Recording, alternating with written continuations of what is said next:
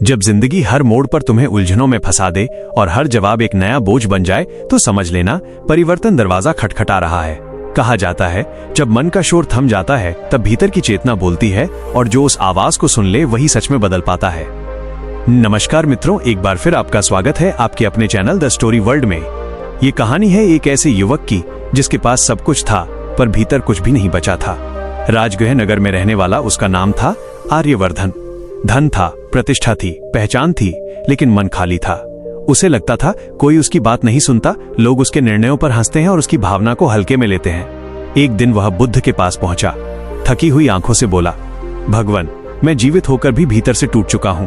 मेरे अंदर कुछ रो रहा है पर दुनिया बहरी बनी हुई है। क्या समाधान त्याग में है? क्या मुझे सब छोड़ देना चाहिए? बुद्ध ने शांत मुस्कान के साथ उसकी ओर देखा और बहुत धीमे स्वर में कहा, न तुम्हें छोड़ना है और न भागना है, तुम्हें केवल मौन सीखना है। लेकिन याद रखना, ये बाहर की चुप्पी नहीं, ये भीतर की शांति होगी। आर्यवर्धन की आंखें नम हो गईं। उसने पूछा, भगवान, वो मौन कहाँ रखना है? बुद्ध ने आंखें मूंद लीं। हवा थम गई, पत्तों की सरसराहट भी रुक गई। और फिर बुद्ध बोले, पहला मौन, जब कोई तुम्हें छोटा साबित करने लगे तब शांत रहो, क्योंकि हर जवाब तुम्हारी शक्ति को कम करता है। अपमान के क्षणों में मौन आत्मसम्मान को जन्म देता है। आर्यवर्धन को याद आया, हर अपमान पर वो लड़ पड़ा लेकिन कभी हल्का नहीं हुआ। दूसरा मौन, जब कोई तुम्हारे सही इरादों का मजाक उड़ाए तब चुप रहो। समय सबसे बड़ा उत्तर है। आज जो हंस रहे हैं कल वही समझेंगे। तीसरा मौन, जब दुख भारी हो जाए तब शब्दों में उसे मत बांटो। मौन दुख को मिटाता नहीं पर तुम्हें उसके ऊपर उठा देता है। चौथा मौन, जब कोई तुमसे झूठ बोले तो बहस मत करो। सच को साबित करने की जरूरत नहीं होती, समय स्वयं उसे उजागर करता है। बुद्ध ने कहा, सत्य जल जैसा है, उस पर चाहे जितना बोझ डालो वो ऊपर आ ही जाता है। आर्यवर्धन पहली बार अपने भीतर कुछ हल्का महसूस कर रहा था। बुद्ध ने आगे कहा, जो व्यक्ति मौन को समझ लेता है वो जीवन को समझ लेता है, और जो जीवन को समझ ले उसे बदलने के लिए कुछ छोड़ने की जरूरत नहीं पड़ती। उस दिन आर्यवर्धन कोई नया रास्ता नहीं लेकर लौटा, लेकिन एक नया स्वयं लेकर लौटा, और यहीं से उसका वास्तविक परिवर्तन शुरू हुआ। जब भीतर क्रोध उठे तो मौन धारण करो, क्योंकि गुस्से में निकला हर शब्द एक अस्त्र बन जाता है और सबसे पहले उसी को घायल करता है जिसने उसे छोड़ा होता है। बुद्ध कहते थे, क्रोध की आग को बुझाने के लिए कोई बड़ा उपाय नहीं चाहिए, बस चुप्पी का एक घूंट ही पर्याप्त है। आर्यवर्धन को वो दिन याद आया जब पिता की डांट पर उसने तीखे शब्द कह दिए थे। वह क्षण बीत गया पर पछतावा आज भी जीवित था। जब कोई तुम्हें नीचा दिखाकर अपनी जीत साबित करना चाहे तब मौन रहो, क्योंकि जो सच में ऊंचे होते हैं वे छोटे मन की प्रतिस्पर्धा में कभी नहीं उतरते। मौन उस गरिमा का संकेत है, इसे प्रमाण की जरूरत नहीं होती। अब आर्यवर्धन समझ चुका था, उसकी हर बहस, उसकी हर प्रतिक्रिया उसकी ताकत नहीं, उसकी असुरक्षा दिखाती थी। फिर बुद्ध बोले, जब अपनी गलती स्पष्ट दिखने लगे तब शब्द मत खोजो। भीतर झुको, सुधार करो, लेकिन दुनिया के सामने स्पष्टीकरण मत दो, क्योंकि क्षमा दलील नहीं होती, वो परिवर्तन होती है। जो व्यक्ति गलती पर शांत रहकर खुद को सुधार ले वही सच्चा साधक है। आर्यवर्धन को एहसास हुआ, वो हर बार खुद को सही साबित करता रहा पर कभी खुद को ठीक नहीं किया। और अंत में बुद्ध ने कहा, जब कोई तुम्हें अपनी बात समझाने के लिए मजबूर करे तब भी मौन रखो, क्योंकि समझ जोर देने से नहीं, उपस्थिति से जन्म लेती है। आर्यवर्धन ने महसूस किया, वो सबको बदलना चाहता था, सबको समझाना चाहता था, पर खुद को सुनना उसने कभी सीखा ही नहीं। उस दिन के बाद उसने दुनिया से युद्ध छोड़ दिया और स्वयं से संवाद शुरू किया। अपमान मिला तो मुस्कुरा दिया, मजाक बना तो चुप्पी ओढ़ ली, दुख आया तो भीतर उतर गया, झूठ मिला तो सत्य के पास ठहर गया, क्रोध उठा तो पानी पिया और अकेले टहलने निकल गया। कोई गिराने आया तो वो शांत खड़ा रहा, गलती हुई तो आईने के सामने सिर झुका लिया, और जब कोई न समझा तो बस मौन रहा। धीरे धीरे मौन उसकी ढाल बन गया, उसकी शक्ति बन गया। जो व्यक्ति कभी हर बात का उत्तर देता था वो अब हर बात पर मुस्कुराने लगा। एक दिन लोगों ने पूछा, तुम बदल कैसे गए? उसने कोई जवाब नहीं दिया, बस बुद्ध के चरणों में बैठा और आंखें मूंद लीं। जो व्यक्ति इन 8 स्थानों पर मौन रखना सीख ले वो जीवन की सबसे ऊंची सीढ़ी चढ़ जाता है। वहां न कोई संघर्ष होता है, न कोई युद्ध, वहां केवल शांति होती है और उसी शांति से आत्मबोध जन्म लेता है। कभी कभी सबसे सुंदर उत्तर शब्द नहीं होते, मौन होते हैं, क्योंकि मौन में ही मन खुद को देख पाता है। यदि स्वयं को बदलना है तो शब्दों से नहीं, चुप्पी से बदलो। उस दिन के बाद आर्यवर्धन रोज नदी के किनारे बैठने लगा। बिना कुछ मांगे, बिना कुछ कहे सिर्फ बैठा रहता। पहले लोग हंसते थे, कहते ये पागल हो गया है। फिर धीरे धीरे वही लोग चुपचाप आकर उसके पास बैठने लगे, क्योंकि अब वे उसकी बातें नहीं, उसकी चुप्पी सुनना चाहते थे। कोई उसके मौन में अपने भीतर को खोज रहा था। कभी आर्यवर्धन वही था जो भीड़ में सबसे ऊंची आवाज रखता था, सबसे आगे खड़ा होकर तर्क करता, हर बात पर प्रतिक्रिया देता, हर बहस में खुद को साबित करता। लेकिन अब वो शब्दों से नहीं, मौन से उत्तर देता था। अब वो भीड़ में दिखाई नहीं देता था, फिर भी हर भीड़ उसकी शांति में खो जाना चाहती थी। एक दिन एक छोटा सा बालक उसके पास आकर बैठ गया। बोला, आपके पास बैठने से मन बहुत शांत हो जाता है, पर आप तो कुछ कहते ही नहीं। आर्यवर्धन ने उसे देखा और हल्की मुस्कान दी, कुछ बोला नहीं। बालक ने फिर पूछा, क्या आप बुद्ध हैं? आर्यवर्धन हंसा नहीं, बस थोड़ी देर आंखें बंद की और धीमे स्वर में कहा, नहीं, मैं वो हूं जो कभी बुद्ध को सुन नहीं पाया था, अब सुन पा रहा हूं। उसने आगे कहा, बुद्ध को सुनने के लिए कान नहीं चेतना चाहिए, और चेतना तभी जागती है जब मन चुप हो जाता है। अब आर्यवर्धन के भीतर न कोई शोर था, न शिकायत, न अपेक्षा, न उत्तेजना। वह हर उस स्थान पर मौन रहना सीख चुका था जहां पहले वो टूट जाया करता था। एक अनुभव उसने किसी से साझा नहीं किया, लेकिन भीतर गहराई से जाना, जब तुम 8 जगहों पर चुप रहना सीख लेते हो तो आत्मा 8 दिशाओं में फैलने लगती है। तब तुम व्यक्ति नहीं रहते, तुम एक अनुभूति बन जाते हो, एक तरंग, एक ऊर्जा जो बिना बोले लोगों को छूने लगती है। एक दिन उसके पुराने मित्र आए, वही मित्र जो कभी उसकी बात काटते थे, मजाक उड़ाते थे, पीठ पीछे बातें करते थे। आज वे सब शांत थे। आर्यवर्धन ने न कोई सवाल किया, न शिकायत, न पुरानी बातें दोहराईं, बस सबको देखा और एक एक करके गले लगा लिया। एक मित्र की आंखें भर आईं। बोला, तू कितना बदल गया है, पहले तू सबसे ज्यादा प्रतिक्रिया देता था, आज तू सबसे ज्यादा शांति दे रहा है। आर्यवर्धन ने मुस्कुराकर कहा, मुझे बदलना नहीं था, मुझे बस चुप रहना सीखना था। जो चुप हो जाता है उसे सब सुनाई देने लगता है, अपनी भी आवाज और परम की भी। समय बीतता गया, उसकी चुप्पी एक पाठशाला बन गई। लोग आने लगे, बैठने लगे और खुद से सवाल करने लगे। वहां न प्रवचन होता था, न ग्रंथ पढ़े जाते थे, न भजन गूंजते थे, बस मौन होता था। एक दिन एक युवक आया, आंखें लाल, मन बिखरा हुआ, आंसू थामे बोला, मैं सब छोड़ देना चाहता हूं, इस दुनिया से जाना चाहता हूं, कोई मुझे समझता ही नहीं। आर्यवर्धन ने उसका हाथ थाम लिया, धीरे से एक पत्थर की ओर इशारा किया और कहा, बैठो, कुछ मत बोलो। युवक घबरा गया, पर मेरी पीड़ा। आर्यवर्धन ने नरमी से कहा, तुम बहुत कुछ कह चुके हो, अब एक बार खुद को सुनो, उस मौन को सुनो जो बाहर भी है और तुम्हारे भीतर भी। युवक बैठ गया। 1 घंटा बीता, फिर दूसरा, फिर तीसरा। सूरज ढल गया, चांद निकल आया। युवक ने आंखें खोली और सिसकते हुए बोला, मुझे अब जाना नहीं है, मैं समझ गया हूं, मैं दुनिया से नहीं खुद से भाग रहा था। आर्यवर्धन ने कुछ नहीं कहा, बस उसके आंसू अपने कंधे पर गिरने दिए और बहुत धीमे फुसफुसाया, जो खुद से मिल जाता है उसे कहीं जाने की जरूरत नहीं पड़ती, जो स्वयं से भागता है वो सारी दुनिया भटक ले फिर भी थकता नहीं, और जो अपने भीतर बैठना सीख ले वो बिना चले अपनी मंजिल पा लेता है। यही मौन की शक्ति है। अब आर्यवर्धन सिर्फ एक व्यक्ति नहीं रहा था, वो मौन का संदेश बन चुका था। लोग उसे मौनबोध कहने लगे थे। वो कहीं जाता नहीं था, फिर भी हर जगह उपस्थित रहता था। उसकी खामोशी में वे चीखें थीं जो अब शांत हो चुकी थीं। उसमें वे उत्तर थे जो कभी कहे नहीं गए। वो प्रेम था जिसे शब्दों की जरूरत नहीं पड़ी, और वो ज्ञान था जो पुस्तकों से नहीं अनुभव से जन्मा था। एक दिन एक वृद्ध ब्राह्मण उससे मिलने आया। उसने पूछा, तुमने कितने शास्त्र पढ़े, कितनी विद्याएं सीखी, कौन सा मंत्र जपा? आर्यवर्धन मुस्कुराया और शांति से बोला, मैंने सिर्फ मौन जपा है और वही मेरा मंत्र बन गया। वृद्ध की आंखों में आश्चर्य उतर आया। आर्यवर्धन बोला, मौन कमजोरी नहीं होता, ये आत्मबल है।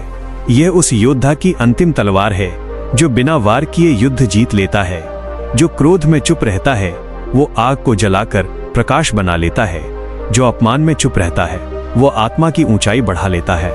जो पीड़ा में चुप रहता है वह करुणा का स्रोत बन जाता है, और जो सत्य में चुप रहता है वो समय से भी बड़ा हो जाता है। आज वही आर्यवर्धन जो कभी दूसरों की नजरों में खुद को साबित करता फिरता था, अब अपनी ही नजरों में स्थिर खड़ा था। बुद्ध के वचन उसके जीवन की धड़कन बन चुके थे। जो चेतना में जाग गया उसे उत्तरों की आवश्यकता नहीं रहती। जो मौन में उतर गया वो हर शब्द को समझ लेता है। जो चुप रहने लगा वही वास्तव में सब कुछ कहने लगा। तभी आर्यवर्धन ने जाना स्वयं को बदलना कोई बाहरी कर्म नहीं, यह भीतर की यात्रा है। और उस यात्रा की पहली सीढ़ी है मौन। उस मौन की 8 सीढ़ियां होती हैं, और जो बिना बोझ उन पर चढ़ता है वो एक दिन वहां पहुंचता है जहां बुद्ध बिना कुछ कहे सिर्फ मुस्कुराते हुए मिलते हैं। वर्ष बीतते गए, ऋतुएं आती रहीं और चली जाती रहीं, लेकिन वो साधारण सा युवक जो कभी जीवन के शोर में बिखर गया था, अब एक जीवित तीर्थ बन चुका था। उसके आसपास न कोई मंदिर था, न मूर्ति, न मंत्रों की गूंज। फिर भी जो एक बार वहां बैठ गया वो खाली नहीं लौटा। वो स्थान अब मौन वृक्ष के नाम से जाना जाने लगा।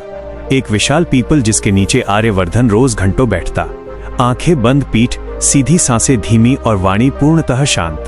कोई आता तो वो रोकता नहीं, कोई जाता तो वो पुकारता नहीं, और जो वहां बैठता उसका मन बोलता जाता और आत्मा सुनती जाती। एक दिन एक राजकुमार आया, आंखों में क्रोध, चाल में घमंड। उसने ऊंची आवाज में कहा, तुम सबको चुप रहना सिखाते हो? ये कैसा धर्म है? क्या तुम कायर नहीं जो हर बात पर मौन रहते हो? वो हांफता हुआ आर्यवर्धन के सामने खड़ा रहा। आर्यवर्धन ने आंखें खोली। कोई प्रतिक्रिया नहीं, कोई उत्तर नहीं, एक शब्द भी नहीं, बस शांत दृष्टि, ऐसी गहराई जैसे पूरी सृष्टि उसमें ठहरी हो। राजकुमार की आवाज धीरे धीरे खुद ही थमने लगी। उसका क्रोध बिखरने लगा। वो चुप हो गया, और उसी मौन में पहली बार उसने खुद को सुनना शुरू किया। राजकुमार सहमा, फिर धीमे स्वर में बोला, तुम बोलते क्यों नहीं? क्या मेरी उपस्थिति तुम्हें भयभीत कर रही है? आर्यवर्धन ने गहरी सांस ली और शांत स्वर में इतना ही कहा, जिसने स्वयं से डरना छोड़ दिया उसे कोई दूसरा भयभीत नहीं कर सकता। मैं चुप हूं क्योंकि अभी तुम सुनने की अवस्था में नहीं हो, और जब सुनना ही नहीं हो तो शब्द व्यर्थ हो जाते हैं। राजकुमार स्तब्ध रह गया। वो वहीं बैठ गया। घंटे बीतते गए, सूरज ढल गया, चांद निकला, तारों की चादर आकाश पर फैल गई। कुछ देर बाद राजकुमार उठा और बोला, सूरज ढल गया, चांद निकला, तारों की चादर आकाश पर फैल गई। कुछ देर बाद राजकुमार उठा और बोला, आज पहली बार किसी ने मुझे उत्तर नहीं दिया, और उसी मौन ने मेरे भीतर का सारा अहंकार गिरा दिया। मैं अब खुद को बहुत छोटा महसूस कर रहा हूं। आर्यवर्धन ने धीरे से कहा, यही छोटापन वास्तविक ऊंचाई की शुरुआत है। राजकुमार ने पूछा, क्या तुम बुद्ध हो? आर्यवर्धन मुस्कुराया, बुद्ध तो वे हैं जिनकी छाया में मैं आज भी बैठा हूं। मैं तो बस एक निशब्द घंटा हूं जो उनके मौन की गूंज को आगे बढ़ा रहा है। उस रात राजकुमार लौटकर नहीं गया। वो भी मौन वृक्ष के नीचे बैठ गया और जीवन भर वहीं ठहर गया। अब आर्यवर्धन के मौन से अनेक स्वर जन्म लेने लगे थे। कोई आंसुओं में डूबा आता चुपचाप बैठता और भीतर से हल्का होकर लौट जाता। कोई जीवन से हार मानने की अवस्था में आता और मौन में बैठकर फिर से जीने की दिशा खोज लेता। कोई सब कुछ छोड़ने की सोच में आता और खुद से जुड़कर नया मार्ग लेकर लौटता। एक दिन किसी ने पूछा, तुम्हारी शिक्षा क्या है? आर्यवर्धन ने उत्तर दिया, मैंने देखा जब मैंने बोलना छोड़ा तब समझना शुरू हुआ। जब मैंने दूसरों को बदलने की कोशिश छोड़ी तब खुद को सुनना शुरू किया। जब मैंने उत्तर देना छोड़ा तब उत्तर अपने आप मिलने लगे। एक दिन एक वृद्ध महिला आई। उसका चेहरा थका हुआ था और आंखों में गहरी पीड़ा थी। उसने कहा, मुझे कुछ ऐसा कहो जिससे मेरा दुख कम हो जाए। आर्यवर्धन ने उसे पास बिठाया और चुपचाप उसका हाथ थाम लिया। वो स्त्री रोती रही लंबे समय तक। आर्यवर्धन कुछ नहीं बोला। जब आंसू थम गए और मन शांत हुआ तो उसने कहा, तुमने कुछ कहा नहीं, फिर भी मैंने सब समझ लिया। ऐसा क्यों? आर्यवर्धन ने उत्तर दिया, क्योंकि हर पीड़ा का कोई शब्द नहीं होता और हर शब्द सत्य नहीं कह पाता। जो दुख में मौन को सुन ले वही जीवन का अर्थ समझ लेता है। वो स्त्री मुस्कुराई और बिना कुछ कहे वहां से चली गई। अब आर्यवर्धन केवल एक व्यक्ति नहीं रहा था, वो एक उपस्थिति बन चुका था जो हवा में बहती थी, जो मौन में गूंजती थी और समय की सीमाओं से परे थी। वर्षों बाद एक दिन वह पीपल वृक्ष के नीचे बैठा रहा, आंखें बंद, सांसें धीमी। कोई संघर्ष नहीं, कोई अंतिम शब्द नहीं, कोई शोर नहीं, बस मौन। सुबह लोग आए तो देखा शरीर शांत हो चुका था, लेकिन मौन अब भी जीवित था। किसी ने कहा, वो गया नहीं है, वो अब हर उस स्थान पर है जहां मौन है। उस दिन से मौन वृक्ष के नीचे कोई बोलता नहीं। लोग बस बैठते हैं और सुनते हैं, कभी खुद को, कभी समय को, कभी बुद्ध को और कभी उस आर्यवर्धन को जो अब शब्दों में नहीं मौन में जीवित है, और जो आज भी यही सिखाता है, यदि स्वयं को बदलना है तो पहले चुप होना सीखो।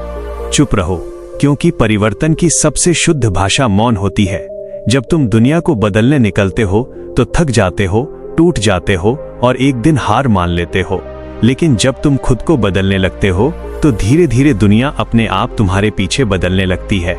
हालांकि खुद को बदलना सबसे कठिन कार्य है, क्योंकि इसका रास्ता बाहर नहीं भीतर से होकर जाता है, और ये यात्रा शुरू होती है चुप्पी से। बुद्ध कहते हैं, शब्द अक्सर भ्रम रचते हैं, लेकिन मौन मार्ग दिखाता है।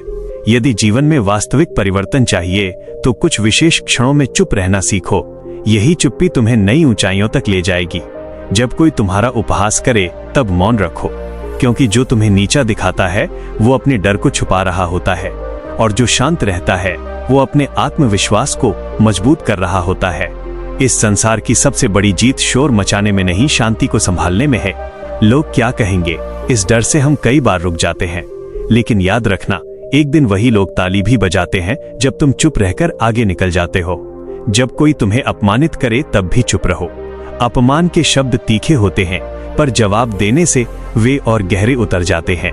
लेकिन जब तुम मौन धारण करते हो तो वही मौन एक ढाल बन जाता है, और समय उस तलवार को खुद ही कुंद कर देता है। चुप रहकर देखो, दुनिया खुद ठहर जाएगी। तुम्हारे मौन की गरिमा हर शोर से भारी पड़ेगी। जब क्रोध उठे तब चुप रहो, क्योंकि गुस्से में बोले गए शब्द ऐसी आग होते हैं जो सामने वाले को नहीं, सबसे पहले तुम्हें ही जलाते हैं।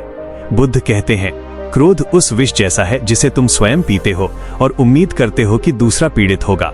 उस समय चुप्पी जल की तरह होती है जो भीतर की आग शांत कर देती है। जो क्रोध में मौन रह जाए वही सच्चा योद्धा है, क्योंकि जिसने अपने आप को जीत लिया उसने सब कुछ जीत लिया।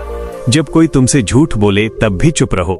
सत्य को साबित करने की जरूरत नहीं होती, वह समय आने पर स्वयं प्रकट हो जाता है। झूठ को काटने की जरूरत नहीं, वो खुद ही बिखर जाता है। जो सच में जीता है उसे डरने की जरूरत नहीं, और जो सच में विश्वास करता है उसे चिल्लाने की भी जरूरत नहीं। सत्य को मौन की आवश्यकता होती है। वो समय के साथ बोलता है और सबको दिखता है। जब मन टूट जाए, जब भीतर सब बिखर जाए, तब भी चुप रहो, क्योंकि शब्द दिल के टुकड़े नहीं जोड़ते, वे अक्सर और चुभ जाते हैं। लेकिन जब तुम अपने दुख को मौन की गोद में रख देते हो तो आत्मा उसे धीरे धीरे संभाल लेती है। जितना अधिक शोर उतना गहरा दर्द, और जितनी चुप्पी उतनी गहरी चिकित्सा। धीरे धीरे दर्द की परतें खुलती हैं, और एक दिन वही घाव फूल बन जाता है। जब दर्द बोलता है तो आंसू बहते हैं, लेकिन जब दर्द मौन हो जाता है तो इंसान बदल जाता है। और जब तुम किसी की मदद करो एंड बदले में तुम्हें ठेस मिले तब भी चुप रहो, क्योंकि तुम्हारा कर्म तुम्हारी पहचान है, दूसरे का व्यवहार उसकी यात्रा है। तुम वैसे ही बने रहो जैसे तुम हो। किसी का व्यवहार तुम्हारे सत्य को मिटा नहीं सकता। जो तुम देते हो वो तुम्हारी आत्मा से निकलता है, और आत्मा का दिया हुआ कभी व्यर्थ नहीं जाता। कृतज्ञता कभी भी दान की पवित्रता को छू नहीं सकती। तुम बस देते रहो, तुम बस अच्छा बने रहो, क्योंकि इस संसार में सबसे शक्तिशाली वही होता है जो देने के बाद भी शांत रहता है। जब लोग बार बार तुम्हें नीचा दिखाने की कोशिश करें, तुम्हारी कमियां गिनाएं, तुम्हारे छोटेपन को उछालें, तब भी मौन रखो, क्योंकि ऊंचा वृक्ष कभी झुककर ये नहीं कहता कि मैं बड़ा हूं। उसकी छाया अपने आप उसकी ऊंचाई बता देती है। तुम अपने कर्म में लगे रहो, समय तुम्हारा उत्तर बन जाएगा। जो स्वयं को बड़ा बताने में लगे रहते हैं वे अक्सर भीतर से छोटे होते हैं, और जो शांत रहते हैं वे एक दिन इतिहास बन जाते हैं। जब तुम खुद से नाराज हो, जब अपनी गलती का बोझ दिल को कचोट रहा हो, तब भी चुप रहो। लेकिन याद रखना, ये चुप्पी बचने की नहीं, स्वीकार करने की हो। दुनिया के सामने सफाई मत दो, अपने भीतर क्षमा मांगो। गलतियां सबसे होती हैं, पर उन्हें सुधारने की शक्ति उसी में होती है जो शांति से उन्हें स्वीकार करता है। बार बार खुद को सही साबित करना कमजोरी है, लेकिन आईने में आंख डालकर ये कहना, हाँ मुझसे गलती हुई, यही वास्तविक साहस है। जो व्यक्ति गलती पर भी मौन रखता है वही सुधार के मार्ग पर आगे बढ़ता है, क्योंकि सबसे गहरी क्षमा वही होती है जो भीतर से दी जाए। बुद्ध कहते हैं, मौन शब्दों की कमी नहीं है, ये वो भाषा है जो आत्मा बोलती है। जब तुम इन 8 स्थानों पर चुप रहना सीख जाते हो तो जीवन तुम्हें उस मार्ग पर ले जाता है जहां शोर नहीं होता, सिर्फ शांति होती है, जहां दिखावा नहीं गहराई होती है, जहां प्रश्न नहीं अनुभव होते हैं। जीवन बिना बोले हर दिन तुम्हारी परीक्षा लेता है। लोग शब्दों से, हालात से उकसाकर तुम्हें गिराने की कोशिश करते हैं। शुरुआत में ये सब सिर्फ दिलासा लगता है, लेकिन कुछ वाक्य मन में अटक जाते हैं और वहीं से परिवर्तन शुरू होता है। एक दिन उसकी लाइब्रेरी में एक पुरानी सी किताब मिली, मन की शक्ति पर आधारित। भाषा सरल थी और भाव गहरे। जैसे जैसे वो पढ़ता गया उसे एहसास हुआ उसकी सीमाएं दुनिया ने नहीं, उसने खुद बनाई थी। वो हर रात कुछ पंक्तियां पढ़ता और मन में उन्हें दोहराता। धीरे धीरे उसने खुद से कहना शुरू किया, मैं सक्षम हूं, मैं सीख सकता हूं, मैं अपने सपनों के योग्य हूं। शुरुआत में अंदर का डर हंसता था, लेकिन निरंतर अभ्यास ने उस डर को कमजोर कर दिया। अब वो हर सुबह डायरी में लिखता, आज का दिन मेरे लिए एक अवसर है। और वहीं उसे समझ आया, सारे झगड़े बेकार थे, सारे तर्क अनावश्यक थे। लड़ाइयां अक्सर एक ही डर से जन्म लेती हैं, अगर मैं चुप रहा तो लोग क्या सोचेंगे। लेकिन लोग पूरी तरह सोचते ही नहीं। आज बुरा कहेंगे, कल अच्छा कहेंगे और फिर भूल जाएंगे, पर तुम्हारा मौन तुम्हारे भीतर जीवित रहेगा और वहीं से आत्मा का विकास शुरू होता है। मौन कोई पलायन नहीं, मौन इबादत है। मौन वह स्थान है जहां मन थमता है और जीवन बोलना शुरू करता है। वो बोले तब जब शब्द उपचार बन सकते थे, और चुप तब रहे जब मौन ही सत्य था। क्योंकि बुद्ध जानते थे, हर सवाल का जवाब शब्द नहीं होते, कुछ जवाब केवल शांति में उतरते हैं। मौन कमजोरी नहीं है, मौन वो शक्ति है जो खुद को साबित नहीं करती, जो शोर मचाकर नहीं आती, बल्कि भीतर उतरकर बदल देती है। जब तुम चुप रहते हो, तुम दुनिया से भाग नहीं रहे होते, तुम खुद से मिल रहे होते हो। हर इंसान अपने जीवन में दो तरह के युद्ध लड़ता है, एक बाहर की दुनिया से और दूसरा अपने ही मन से। बाहर की लड़ाइयां शोर से लड़ी जाती हैं, लेकिन भीतर की लड़ाइयां सिर्फ मौन से जीती जाती हैं। जब तुम जवाब नहीं देते तो तुम हारते नहीं हो, तुम चयन करते हो, शांति को, समझ को और खुद को। मौन वो दर्पण है जिसमें अहंकार अपना असली चेहरा देखता है और डर खुद ही पिघलने लगता है। तुम देखोगे जो तुम्हें उकसाते थे वो थक जाएंगे, क्योंकि शोर को शोर चाहिए, मौन नहीं। और एक दिन जब तुम्हारे भीतर सब स्थिर हो जाएगा, तब तुम समझोगे जीत बाहर नहीं होती, जीत तब होती है जब भीतर कुछ साबित करने को बचता ही नहीं। यही बुद्ध का मौन था, यही मौन की साधना है, यही असली परिवर्तन है। अगर जीवन में ऊंचाई चाहिए तो आवाज नहीं, गहराई पैदा करो, क्योंकि शब्द याद रखे जाते हैं लेकिन मौन इतिहास बनाता है। समझते थे, वही लड़की आज अपनी चुप्पी से इतिहास लिखने जा रही है। जिसे लोग कमजोर समझते थे, असल में वो भीतर से सबसे मजबूत थी, क्योंकि उसने शिकायत नहीं सीखी थी, उसने सहन करना नहीं, खुद को गढ़ना सीख लिया था। जब वो शहर पहुंची तो वहां भी दुनिया अलग नहीं थी। लोग सवाल पूछते थे, तू कहां से आई है, तेरे पास कौन है, तेरा सहारा क्या है। मालविका बस मुस्कुरा देती थी, क्योंकि अब उसे जवाब देने की आदत नहीं थी। वो जान चुकी थी, जो सच में आगे बढ़ता है वो सफाई नहीं देता। दिन में पढ़ाई, रात में काम और बीच बीच में थकान के आंसू। लेकिन हर आंसू के बाद वो खुद से एक ही बात कहती, अभी बोलने का वक्त नहीं आया है। साल बीतते गए, उसका नाम मेरिट लिस्ट में आया, फिर एक नौकरी मिली, फिर पहचान, फिर सम्मान। और एक दिन वही लोग जो कहते थे लड़कियों को ज्यादा मत पढ़ाओ, वही लोग कहने लगे, देखो हमारी गांव की बेटी है। मालविका ने तब भी कुछ नहीं कहा, न ताना दिया, न बदला लिया, न अतीत गिनाया, क्योंकि मौन बदला नहीं लेता, मौन स्तर बदल देता है। उस दिन उसके पिता ने पहली बार उसकी आंखों में आंखें डालकर देखा और कुछ कह नहीं पाए, शब्द उनके पास भी नहीं थे।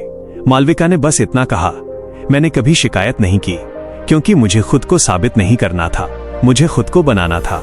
और वही लड़की जो कभी चुप रहने को मजबूर थी, आज चुप रहना चुनती थी। यही फर्क होता है, जब मौन मजबूरी से निकलकर चेतना बन जाता है। जीवन में असली जीत तब नहीं होती जब लोग तालियां बजाते हैं, असली जीत तब होती है जब तुम्हारे भीतर शांति बजती है। इसलिए याद रखना, हर बार जवाब देना जरूरी नहीं। कुछ जवाब ऐसे होते हैं जो सिर्फ जीवन देता है, और कुछ कहानियां ऐसी होती हैं जो चुप रहकर पूरी होती हैं। सभा में सन्नाटा छा गया। विभानंद, जो कभी शब्दों से राज करता था, आज पहली बार शब्दों से ही पराजित हो गया। वह बोल सकता था, उसके पास तर्क थे, उसके पास प्रमाण थे, उसके पास अपनी रक्षा के लिए 1000 वाक्य थे। लेकिन उस दिन उसके भीतर कुछ टूट गया। उसने देखा, जिस शिष्य को उसने ज्ञान दिया, आज उसी ज्ञान को तलवार बनाकर वो उस पर चला रहा है। सभा उसकी ओर देख रही थी, सब इंतजार में थे, अब विभानंद क्या कहेगा। लेकिन विभानंद चुप रहा। पहली बार उसकी वाणी नहीं गूंजी, पहली बार उसका अहंकार मौन में गिर पड़ा। लोगों को लगा शायद डर गया है, शायद हार मान ली है, लेकिन असल में वो पहली बार सुन रहा था खुद को। उस रात वो सभा से निकलकर एक नदी के किनारे बैठ गया, जहां कोई श्रोता नहीं था, जहां कोई तालियां नहीं थी, जहां सिर्फ बहता जल था। और तभी उसे समझ आया, जिस दिन से उसने हर बात का उत्तर देना शुरू किया, उसी दिन से उसने सत्य को सुनना छोड़ दिया था। शब्दों ने उसे महान नहीं बनाया था, शब्दों ने उसे भीड़ में खड़ा किया था। महान वही होता है जो भीड़ से बाहर खड़ा होकर अपने भीतर उतर सके। अगले दिन विभानंद ने सभा में घोषणा की, आज से मैं बोलूंगा नहीं, मैं सीखूंगा। लोग हंसे। किसी ने कहा, जिसकी वाणी चली गई उसका युग खत्म हो गया। लेकिन विभानंद ने फिर भी कुछ नहीं कहा। वो आश्रम चला गया जहां बोलना नहीं, सुनना साधना था। दिन बीते, महीने बीते, साल बीते, उसकी आवाज नहीं लौटी, लेकिन उसकी आंखों में शांति उतर आई। अब जब वो बोलता तो शब्द नहीं गिरते थे, अनुभव बहता था। और जब वो चुप रहता तो लोग खुद अपने प्रश्नों के उत्तर पा लेते थे। वह फिर प्रसिद्ध हुआ, लेकिन इस बार वाणी से नहीं, मौन से। और तब उसने कहा, जिसने अपनी वाणी पर विजय पाली वही सच में मुक्त हुआ। मालविका और विभानंद, दो अलग जीवन, एक ही सत्य। एक चुप रही क्योंकि मजबूर थी, एक चुप हुआ क्योंकि जाग गया था। और दोनों ने यही सिखाया, हर युद्ध शब्दों से नहीं जीता जाता, कुछ युद्ध मौन से जीते जाते हैं। अब सवाल तुम्हारा है, क्या तुम हर बार जवाब देने को तत्पर रहते हो या कभी अपने मौन को भी बोलने देते हो? याद रखना, जो हर बात पर बोलता है वो खुद से दूर होता जाता है, और जो सही समय पर चुप रहना सीख लेता है वो खुद के सबसे पास होता है। क्योंकि मौन भागना नहीं है, मौन परिपक्वता है। मौन वह उत्तर है जो जीवन को बदल देता है, जाग रहा होता है। चिन्मय को किसी ने ध्यान नहीं सिखाया था, उसने बस दुनिया को शोर करते देखा और खुद को मौन में बचा लिया। एक दिन गांव में अकाल पड़ा, नदी सूखने लगी, खेत फटने लगे, लोग घबरा गए। पंचायत बैठी, बड़े बड़े लोग बोले, किसी ने बादलों को दोष दिया, किसी ने सरकार को, किसी ने भगवान को। सब बोल रहे थे, कोई सुन नहीं रहा था। चिन्मय चुपचाप नदी के किनारे गया जहां वो रोज मिट्टी बहाया करता था। उसने देखा जहां वो रोज मिट्टी डालता था वहां जमीन अब भी थोड़ी नम थी। उसने पास की झाड़ियों से छोटी छोटी नालियां बनाई। कोई निर्देश नहीं, कोई भाषण नहीं, बस काम। धीरे धीरे पहाड़ की ओर से पतली धार पानी की उतरने लगी। पहले किसी ने ध्यान नहीं दिया, फिर किसी ने देखा, फिर सब देखने लगे और तब सब चुप हो गए। गांव वालों ने पहली बार एक बच्चे से कुछ सीखा, बिना उससे कुछ सुने। उस दिन किसी ने कहा, ये लड़का गूंगा नहीं है, हम बहरे हैं। चिन्मय मुस्कुराया नहीं, उसने सिर भी नहीं हिलाया, वो बस वही बैठा रहा जैसे हमेशा।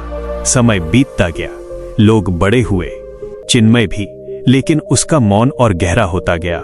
शहर से लोग आने लगे, कोई उसे संत कहता, कोई अवतार, कोई साधु, लेकिन वो कुछ नहीं कहता।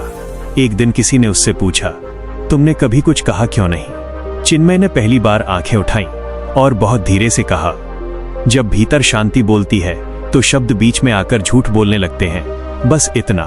फिर वो फिर चुप हो गया। विभानंद का मौन, मालविका की चुप्पी, चिन्मय की शांति, तीनों एक ही बात कह रहे थे कि मौन कमजोरी नहीं है, मौन वह स्थान है जहां अहंकार मरता है और आत्मा जन्म लेती है। अब अंतिम प्रश्न तुमसे है, जब अगली बार कोई तुम्हें उकसाए क्या तुम तुरंत बोलोगे? जब अगली बार कोई तुम्हें गलत समझे क्या तुम खुद को साबित करने दौड़ोगे, या फिर तुम थोड़ा रुकोगे और मौन को चुनोगे?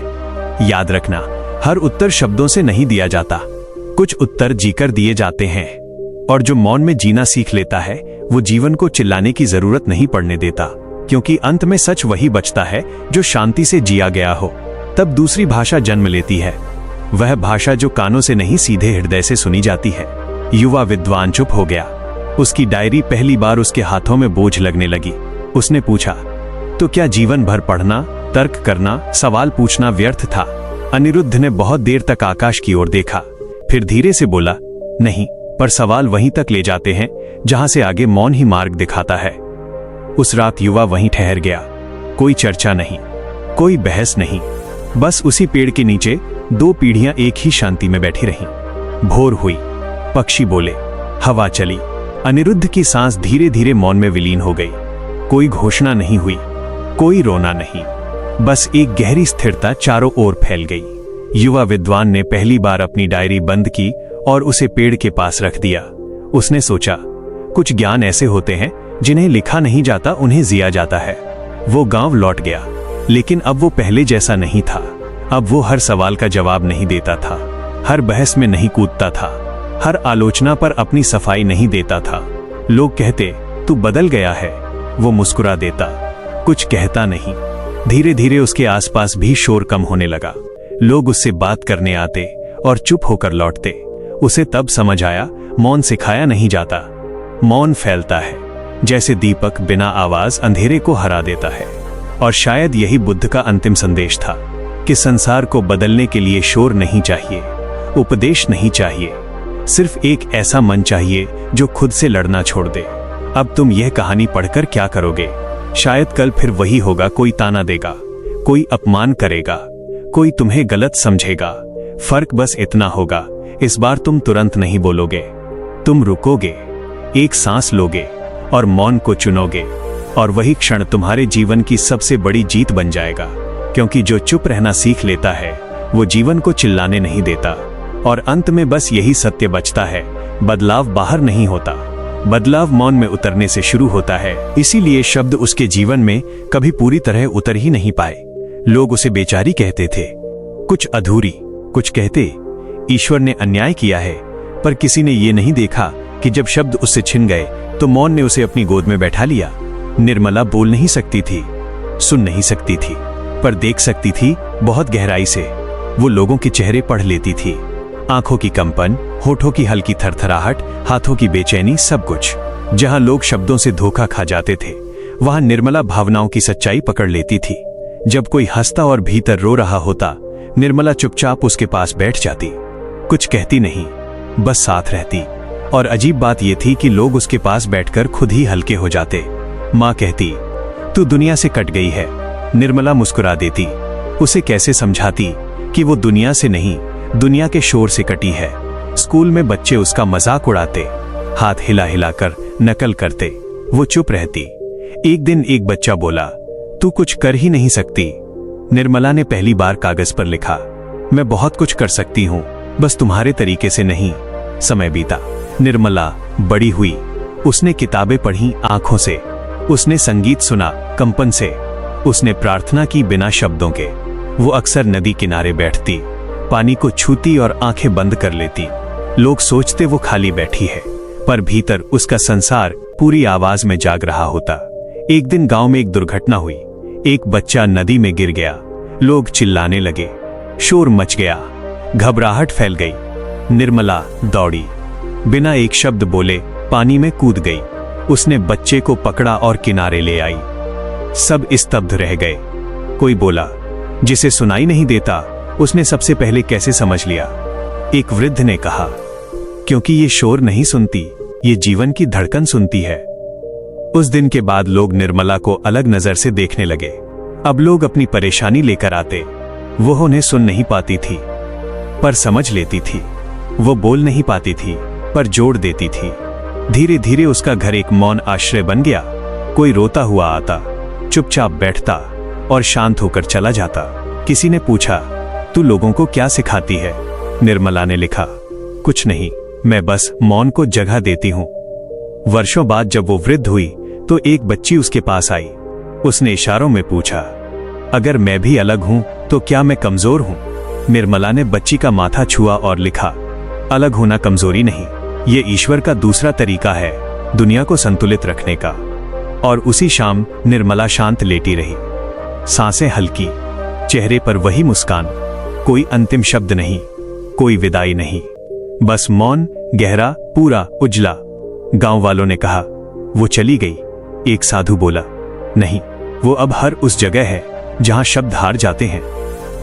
आज भी जब कोई वहां चुप होकर बैठता है तो उसे लगता है कोई बिना बोले समझ रहा है। शायद वही निर्मला है, क्योंकि कुछ आत्माएं बोलने नहीं आती, वे सुनाने आती हैं, और उनकी भाषा मौन होती है। चाहे जीवन कितना ही कठोर क्यों ना हो, मौन उससे भी अधिक धैर्यवान होता है। निर्मला ने कभी अपने जीवन को कमी की तरह नहीं देखा, उसने उसे मार्ग की तरह जिया। जहां लोग शोर से पहचान बनाते हैं, वहां उसने शांति से उपस्थिति बनाई। जहां लोग शब्दों से लड़ते हैं, वहां उसने मौन से जोड़ना सीखा। लोग अक्सर पूछते थे, इतनी चुप्पी में घुटन नहीं होती? निर्मला कागज पर लिखती, घुटन शोर में होती है, मौन में तो सांसें खुलती हैं। उसने समझ लिया था कि दुनिया को बदलने के लिए ऊंची आवाज नहीं, गहरी जड़ें चाहिए, और जड़ें हमेशा शांत होती हैं। समय बीतता गया, निर्मला की बनाई 8 मौन क्षेत्र अब सिर्फ कंपनी तक सीमित नहीं रहे। स्कूलों ने अपनाया, अस्पतालों ने अपनाया, यहाँ तक कि जेलों में भी मौन कक्ष बने। जहां कैदी पहली बार खुद को सुन पाए। कई लोग वहां रोए, कई टूटे और कई नए होकर निकले, क्योंकि जब इंसान बोलना बंद करता है तो आत्मा झूठ बोलना बंद कर देती है। एक दिन एक पत्रकार ने निर्मला से पूछा, आपका संदेश क्या है? निर्मला ने बहुत देर खिड़की से बाहर बहती नदी को देखा, फिर लिखा, मैं संदेश नहीं हूं, मैं एक विराम हूं, उस वाक्य में जहां तुम खुद को भूल गए थे। उस रात निर्मला देर तक नदी किनारे बैठी रही, न कोई लक्ष्य, न कोई प्रश्न, न कोई उत्तर, बस होना। और यही उसकी सबसे बड़ी उपलब्धि थी। आज भी अगर तुम कभी बहुत थक जाओ, बहुत टूट जाओ और शब्द बेकार लगने लगे तो याद करना, निर्मला को वो कहेगी नहीं, समझाएगी नहीं, बस तुम्हारे पास चुपचाप बैठ जाएगी। और कभी कभी इतना ही काफी होता है, क्योंकि खुद को बदलने की सबसे सच्ची शुरुआत शब्दों से नहीं, मौन से होती है। चाहे जीवन कितना ही शोर से भरा क्यों ना हो, शांति बाहर नहीं भीतर जन्म लेती है। और ये शक्ति किसी विशेष व्यक्ति की नहीं, हर उस इंसान की है जो सही समय पर चुप रहना सीख लेता है। इसी तलाश में शहर की ऊंची इमारतों, लगातार बजते सायरनों और सूचनाओं की भीड़ के बीच एक युवा पत्रकार आरुषि निकल पड़ी। उसकी दुनिया शब्दों से बनी थी, हेडलाइंस, बहसें, पोस्ट, टिप्पणियां। लेकिन जितना वो बोलती थी उतना ही खुद से दूर होती जा रही थी। शहर के बीच एक पुराना पुस्तकालय था, जहां हर शाम 1 घंटा मौन रहता, न फोन न बातचीत, सिर्फ सांसों की धीमी लय और पन्नों की सरसराहट। वहां एक वृद्ध विद्वान आते थे। वे पढ़ाते नहीं थे, बस उपस्थित रहते थे। पहली बार आरुषि आई, विद्वान ने कहा, बैठो, कुछ मत पूछो। पूरा घंटा बीता, मन भागता रहा, शरीर बेचैन रहा, पर होंठ बंद रहे। घंटी बजी, विद्वान बोले, आज तुमने मौन को छुआ है, पर असली परीक्षा उन 8 जगहों पर होगी जहां बोलना आसान और चुप रहना कठिन होता है। आरुषि ने पूछा, कौन सी जगहें? विद्वान मुस्कुराए, जब उम्मीद टूटे, जब अपमान मिले, जब समझने से इनकार हो, जब सब्र जवाब दे, जब खुशी अधूरी लगे, जब प्रयास विफल हो, जब सपने धुंधले पड़े और जब खुद से सवाल उठें। इन 8 में मौन चुनना सीख लो, फिर देखना तुम्हें कोई तोड़ नहीं पाएगा। आरुषि ने तय किया, 1 महीना वो हर दिन इन जगहों पर चुप रहकर देखेगी। पहला दिन उम्मीद टूटी, करीबी दोस्त ने मिलने से मना किया। वो नाराज नहीं हुई, बस भीतर के दर्द को देखा। कुछ देर बाद दर्द खुद शांत हो गया। दूसरा दिन ऑफिस में अपमान, सभी के सामने आलोचना। वो चुप रही, शब्द नहीं बोले, पर आत्मसम्मान गिरा नहीं। तीसरा दिन किसी ने उसकी लेखनी को निरर्थक कहा। वो जवाब नहीं लिखी, उसने खुद से पूछा, मैं शब्द हूं या सत्य? मौन ने उत्तर दे दिया। चौथा दिन सब्र की परीक्षा, ट्रैफिक, हॉर्न, शोर। उसने मोबाइल बंद किया, सांसों पर ध्यान रखा। शहर वहीं था, पर भीतर शांति उतर आई। 5वां दिन अधूरी खुशी, काम प्रकाशित हुआ, पर सराहना नहीं मिली। वो दुखी नहीं हुई, उसने समझा खुशी तालियों की मोहताज नहीं। 6ठा दिन विफलता, लेख रिजेक्ट हुआ। पहले वो टूट जाती, अब वो बैठी और अगला पन्ना खोला। 7वां दिन सपने धुंधले, मंजिल अस्पष्ट। उसने योजना नहीं बनाई, बस मौन में भरोसा रखा और रास्ता खुद उभरने लगा। 8वां दिन खुद से प्रश्न, मैं कौन हूं? उसने जवाब नहीं खोजा, उसने सुना और पहली बार खुद को महसूस किया। अगले दिन वो विद्वान के पास लौटी, कुछ नहीं बोली। विद्वान ने कहा, अब तुम पत्रकार नहीं रही, अब तुम साक्षी हो। आरुषि समझ चुकी थी, मौन भागना नहीं है, मौन जागना है। और जो जाग जाता है उसे हर सवाल का जवाब देने की जरूरत नहीं पड़ती, क्योंकि कभी कभी सबसे सशक्त उत्तर चुप रहना होता है, जो भीतर शब्दों से परे एक आकाश खोल देता है। अभय ने उन 8 मौन स्थलों में खुद को इतना गहराई से साध लिया कि अब उसकी मूर्तियां केवल पत्थर नहीं रहीं, वे ठहराव बन गईं। बाजार की भीड़ आज भी वैसी ही थी, शोर आज भी वैसा ही था, पर अब अभय उसमें खोता नहीं था। जब लोग उसकी मूर्तियों के सामने खड़े होकर चुप हो जाते तो वो समझ जाता, कला सफल हुई है, क्योंकि जहां शब्द रुक जाते हैं वहीं सच्चा संवाद शुरू होता है। धीरे धीरे लोग बदलने लगे। जो पहले केवल तारीफ करने आते थे अब बैठकर देखने लगे, जो मजाक उड़ाते थे अब सवाल पूछने लगे अपने भीतर के। अभय ने कभी अपने मौन का प्रचार नहीं किया, उसने किसी को चुप रहने की सलाह नहीं दी, वह बस चुप रहकर उदाहरण बन गया। एक दिन एक बालक उसके पास आया, कहा, काका आप बोलते क्यों नहीं? अभय मुस्कुराया, पत्थर पर हाथ रखा और पहली बार धीरे से बोला, क्योंकि जो सच में सुनना चाहता है उसे शब्दों की जरूरत नहीं पड़ती। बालक कुछ नहीं बोला, बस वहीं बैठ गया। और वही अभय की सबसे सुंदर शिष्यता थी। उधर आरुषि की रिपोर्टें अब बहस नहीं जगाती थीं, वे ठहराव जगाती थीं। लोग उन्हें पढ़कर तुरंत प्रतिक्रिया नहीं देते थे। वे रुकते थे, सोचते थे और फिर खुद से पूछते थे। किसी ने लिखा, आपकी रिपोर्ट पढ़कर मैं पहली बार अपने भीतर की आवाज सुन पाया। आरुषि मुस्कुरा दी। वो जान गई मौन अब उसके शब्दों में उतर आया है। और यही इन दोनों कहानियों का एक ही सत्य था। जब अपेक्षाएं टूटें, मौन चुनो जब अपमान मिले, मौन चुनो जब न समझे जाएं, मौन चुनो जब सब्र जवाब दे, मौन चुनो जब खुशी अधूरी लगे, मौन चुनो जब प्रयास विफल हों, मौन चुनो जब सपने धुंधले पड़े, मौन चुनो और जब खुद से सवाल उठें तो सबसे पहले मौन में उतरो। क्योंकि मौन पलायन नहीं है, मौन जागरण है। और जो जाग जाता है उसे दुनिया बदलने के लिए शोर मचाने की जरूरत नहीं पड़ती। वो बस खुद बदल जाता है और दुनिया अपने आप उसके चारों ओर शांत होने लगती है। और अब आरव एक नए आरंभ पर खड़ा था। उसने जाना कि जो बाहर की दुनिया में शोर है वो केवल परत है, असली संगीत अंदर है, मौन में। 8 जगहों पर चुप रहकर उसने महसूस किया कि मौन केवल मौन नहीं, ये आत्मा की आभा, हृदय की समझ और जीवन का मार्गदर्शन है। पहली जगह अपराध का भय। उसने अनुभव किया कि अपमान और आरोप केवल शब्द हैं। मौन उन्हें भीतर बदल देता है और आत्मा शांत रहती है। दूसरी जगह कड़वे सच की चोट। जब असफलता मिली और बच्चों की जान नहीं बचा सका, मौन ने उसे सिखाया कि संवेदनशीलता और धैर्य ही सबसे बड़ी मरहम है। तीसरी जगह प्रलोभन की परीक्षा। लालच को ठुकराकर उसने सीखा कि मौन से आदर्श मजबूत होते हैं, शब्दों से नहीं। चौथी जगह स्वयं का संदेह। मौन में उतरकर उसने जाना कि संदेह केवल मन की आंधी है और विश्वास की जड़ मौन में ही अंकुरित होती है। पांचवी जगह जीवन की निराशा। पानी की कमी और बंजरता में मौन ने उसे दिशा दिखाई, कार्य और आशा भीतर से उभरी। छठी जगह समाज की ऊंच नीच, अमीर गरीब की तकरार और शब्दों के झूठ को मौन ने पार किया। सत्य केवल मौन में झलकता है। सातवीं जगह तय की हुई बाजी। वंचना और अपमान के बावजूद उसने पूजा और कर्तव्य में मौन अपनाया। शब्द नहीं, अनुभव बोलते हैं। आठवीं जगह खुद का खो जाना। मौन ने उसे वापस अपने भीतर की पहचान से मिलाया। वो डॉक्टर था, भक्त था, मानव था, लेकिन सबसे पहले एक शांति में रहने वाला आत्मा।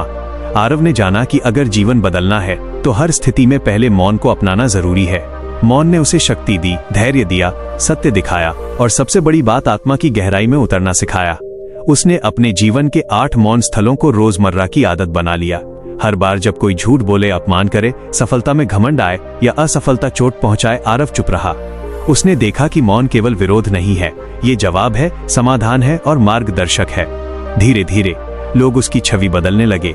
उन्होंने देखा कि ये युवा केवल कार्य नहीं करता, वो मौन की शक्ति से जीवन बदलता है। एक दिन वही कस्बा और वही लोग आए। आरव को सवाल पूछा गया, तुम इतनी चुप्पी में इतने कार्य कैसे कर लेते हो? आरव मुस्कुराकर बोला, शब्दों का शासन अस्थायी है, मौन स्थायी है। जब तुम सुनना सीख जाते हो तब शब्दों की जरूरत नहीं रहती, और जब आत्मा बोलती है दुनिया खुद बदल जाती है। उस दिन आरव ने समझ लिया कि 8 जगहों की चुप्पी भय, चोट, प्रलोभन, संदेह, निराशा, ऊंच नीच, वंचना और खो जाना के माध्यम से जीवन में सबसे बड़ी विजय प्राप्त की जा सकती है। मौन केवल मौन नहीं है, यह शांति का प्रकाश, आत्मा की धारा और जीवन की सबसे सच्ची शक्ति है। और उस दिन से आरव की कहानी उस कस्बे के बच्चों, युवाओं और बड़ों के लिए एक साक्ष्य बन गई कि अगर खुद को बदलना है तो पहले चुप रहो, क्योंकि जहां शब्द थम जाते हैं वहीं जीवन बोलना शुरू करता है। बार पूछा, मैं वास्तव में कौन हूं? क्या मेरी यात्रा केवल शिखर छूने तक सीमित है या इससे आगे कुछ है? तारा ने कोई उत्तर शब्दों में नहीं ढूंढा। उसने अपने भीतर मौन में उतरकर महसूस किया। वो हवा की लय में, हिमपात की सरसराहट में, चट्टानों की स्थिरता में और अपने दिल की धड़कनों में खोजती रही। मौन ने उसे उत्तर दिया, तुम केवल पर्वतों की विजेता नहीं, तुम आत्मा की खोजक हो। शिखर केवल माध्यम है, रास्ता नहीं। असली विजय भीतर की शांति और आत्मविश्वास की है।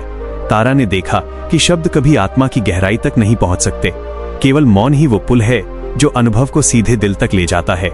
8 मौन क्षणों ने उसे दिखाया कि प्रशंसा में मौन आत्मविश्वास को पंख देता है, संकट में मौन मार्गदर्शन बनता है, विश्वासघात में मौन शक्ति और आत्मसम्मान देता है, भय में मौन साहस पैदा करता है, निर्णय में मौन स्पष्टता लाता है, विफलता में मौन सीख और संतुलन देता है, सफलता में मौन विनम्रता और स्थिरता सिखाता है, आश्चर्य में मौन आत्मा की पहचान उजागर करता है।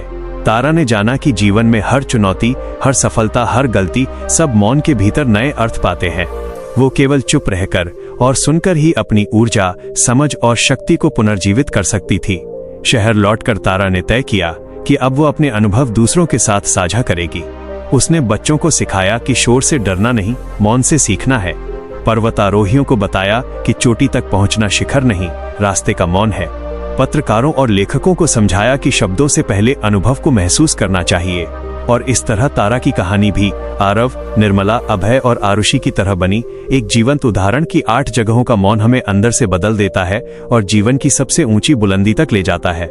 मौन केवल शब्दों की अनुपस्थिति नहीं है, ये शक्ति, समझ, शांति और आत्मिक विजय है।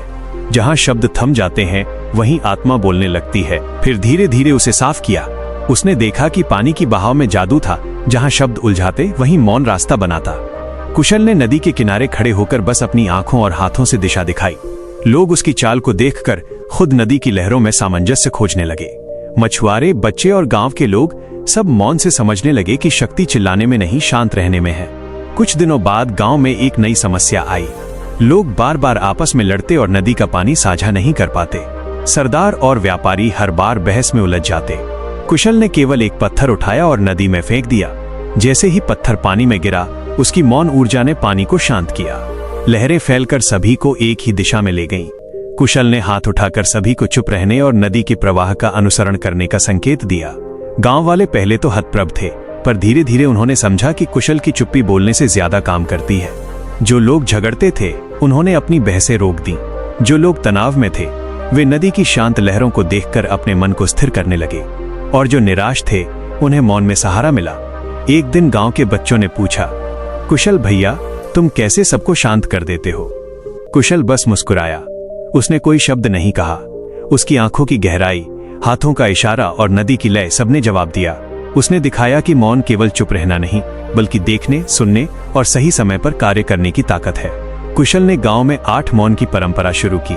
आपातकाल में मौन तब विचार शांत और निर्णय स्पष्ट होते हैं। विवाद में मौन तब शक्ति बढ़ती है। अपमान में मौन तब घाव भरते हैं। सफलता में मौन तब गर्व विनम्रता में बदलता है। विफलता में मौन तब नई दिशा मिलती है। भय में मौन तब साहस जागता है। खुशी में मौन तब संतुलन बना रहता है। अनिश्चितता में मौन तब भीतर की आवाज सुनाई देती है। समय के साथ गांव बदल गया। लोग चिल्लाने, बहस करने और शोर मचाने के बजाय देखने, सुनने और मौन में निर्णय लेने लगे। नदी फिर से साफ हुई, मछलियां लौट आईं और गांव में सुकून फैल गया। कुशल ने सबको ये दिखाया कि अगर तुम खुद को बदलना चाहते हो तो पहले 8 जगहों पर चुप रहना सीखो। शब्दों से नहीं, मौन से शक्ति आती है। जहां शब्द थम जाते हैं वहीं असली जीवन बोलता है। थी सफलता का गर्व। जब उसने राष्ट्रीय मंच पर अपनी प्रस्तुति पूरी की और पुरस्कार उसके हाथ में दिया गया, तब भी रोशनी चुप रही। उसने महसूस किया कि सफलता के शब्द जल्दी फीके पड़ जाते हैं, पर मौन की अनुभूति आत्मा में अमिट रह जाती है। मौन ने उसे सिखाया कि असली शक्ति प्रदर्शन में नहीं, अनुभव में है। 8वीं और अंतिम जगह थी आत्मसमीक्षा का क्षण। जब वो रात को अकेले अपने कमरे में बैठती, दीपक की हल्की रोशनी में अपने हर कदम, हर अभ्यास, हर गलती और हर जीत को देखती, तब उसने शब्दों की बजाय मौन को अपना शिक्षक बनाया। उसने अपने भीतर की गहराई में झांक कर देखा, अपनी कमियों को, अपनी मजबूती को, अपनी भावनाओं की लय को। मौन ने उसे बताया कि असली नृत्य आत्मा का संगीत है, मंच पर नहीं बल्कि भीतर की सच्चाई में।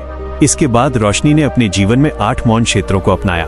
प्रशंसा में मौन ताकि आत्मा अपनी राह खुद पहचान सके। आलोचना में मौन ताकि सुधार और आत्मनिरीक्षण हो। विश्वासघात में मौन ताकि मौलिकता बची रहे। थकान और त्रासदी में मौन ताकि शक्ति और संतुलन बढ़े। ईर्ष्या में मौन ताकि कोमलता विष को मधुरता में बदल दे। विफल प्रयास में मौन ताकि मार्गदर्शन और सीख सामने आए। सफलता में मौन ताकि गर्व विनम्रता में बदले। आत्मसमीक्षा में मौन ताकि आत्मा का सच्चा संगीत सुनाई दे। समय के साथ रोशनी का नाम केवल नृत्य में नहीं बल्कि मौन के माध्यम से जीवन में स्थिरता और शक्ति फैलाने वाली प्रेरणा के रूप में लिया जाने लगा। मंच पर उसके कदमों की ध्वनि और तालियों की गूंज से ज्यादा प्रभावशाली उसकी चुप्पी थी। जहां भी वो जाती, लोग पहले उसके शब्दों को नहीं बल्कि उसकी शांति और गहरी समझ को महसूस करते। इस प्रकार रोशनी ने दिखाया कि अगर तुम खुद को बदलना चाहते हो तो पहले 8 जगहों पर चुप रहना सीखो। मौन न केवल शक्ति देता है बल्कि आत्मा को उसकी असली पहचान और उद्देश्य से जोड़ता है। तब निधि ने 8 मौन क्षणों को अपने जीवन और शिक्षण में उतारने का प्रण लिया। उसने जाना कि असली शक्ति शब्दों में नहीं, मौन में छिपी होती है। उसके 8 मौन क्षेत्र इस प्रकार बने। प्रशंसा में मौन, जब लोग तारीफ करें वो सिर झुकाकर मुस्कुराए। शब्दों से आत्मा पर भार बढ़ता है, मौन उसे हल्का और स्थिर बनाता है। अपमान में मौन, जब कोई नकारात्मक टिप्पणी करे या मजाक उड़ाए वो चुप रहे। मौन की ढाल अपमान को ध्वनि से कम कर आत्मा को सुरक्षित रखती है। झूठ और धोखे में मौन। जब सहयोगी या कोई अन्य झूठ बोले, निधि चुप रहे। मौन ने उसे दिखाया कि सत्य स्वयं सामने आता है। क्रोध में मौन। जब माता पिता या अन्य किसी ने सवाल उठाए या गुस्सा जताया, उसने मौन अपनाया। मौन में क्रोध शांत हुआ और निर्णय स्पष्ट। अधूरी खुशी में मौन। जब बच्चों की सफलता या परिणाम पूरी तरह उम्मीद के अनुसार नहीं हो, निधि मौन में बैठी। उसने सीखा कि असली संतोष बाहरी परिणाम में नहीं, आत्मा में होता है। विफल प्रयास में मौन। जब किसी प्रतियोगिता में परिणाम उसके अनुसार नहीं आए, मौन ने उसे नया दृष्टिकोण और धैर्य दिया। सफलता में गर्व में मौन। जब पुरस्कार या सफलता मिली, उसने गर्व को मौन में दबाया। मौन ने विनम्रता और आत्मविश्वास में संतुलन सिखाया। आत्म समीक्षा में मौन। जब स्वयं से प्रश्न हुआ, क्या मैं सही कर रही हूँ, उसने भीतर की आवाज सुनी। मौन ने आत्मा को दिशा और समझ दी। समय बीतता गया। निधि की कक्षाएं अब केवल शब्दों से नहीं, बल्कि मौन और अनुभव से भर गईं। बच्चे केवल सुनते नहीं, महसूस करते। शब्दों की भागदौड़ और तारीफों के शोर में भी उसका हृदय स्थिर रहा। उसके मौन ने बच्चों की आत्माओं को पढ़ाया कि असली शिक्षा शब्दों में नहीं, अनुभव और मौन में होती है। अब निधि जब स्कूल प्रांगण में बैठती, आकाश में उड़ते बादलों को देखती, अपने भीतर की शांति और मौन की गूंज को महसूस करती। हर सांस, हर धड़कन में वो जान गई थी कि मौन ही असली शिक्षक है। समझ गए कि उसका मौन ही सबसे बड़ी कविता है। विक्रम की चुप्पी ने हर शब्द की आड़ हटाई और हर दिल में सीधे जाकर धड़कनों की गहराई तक बात की। लोग आते, बैठते और अपने भीतर उतरते। किसी को सांत्वना चाहिए तो वो बिना बोले उसके पास बैठता। किसी को मार्गदर्शन चाहिए तो उसकी आंखों की गहराई में उत्तर देख लेता। किसी की निराशा छुपी हो तो उसकी मौन उपस्थिति ही विश्वास का दीपक बन जाती। अब विक्रम का गांव में नाम किसी कविता के लिए नहीं, बल्कि मौन की ताकत और आत्मा की स्पष्टता के लिए मशहूर था। बच्चे उससे सीखते कि शब्द हमेशा उत्तर नहीं देते, मौन कभी कभी सबसे सटीक उत्तर होता है। गांव के बुजुर्ग, व्यापारी, शिक्षक सब उसके मौन में छिपे पाठ को समझते। विक्रम ने देखा कि जिन 8 मौन क्षणों को उसने अपनाया, अपेक्षाओं का बोझ, उपेक्षा का दर्द, अहंकार का सामना, झूठी प्रशंसा, क्रोध का तूफान, सफलता की झलक, विफलता का अक्स और आत्मा से प्रश्न, वही जीवन का असली नक्शा बनाते हैं। हर बार जब शब्द असफल हो जाए, मौन वही काम आता है। धीरे धीरे उसका जीवन पूरी तरह बदल गया। अब वो केवल कवि नहीं रहा, वो मौन का शिक्षक और आत्मा का मार्गदर्शक बन गया। उसके बिना बोले हुए व्यवहार ने लोगों को जीवन के पाठ सिखाए। गांव के छोटे छोटे मोड़ पर लोग बैठते और मौन में सीखते कि सच्ची शक्ति शब्दों में नहीं, आत्मा की गहराई में है।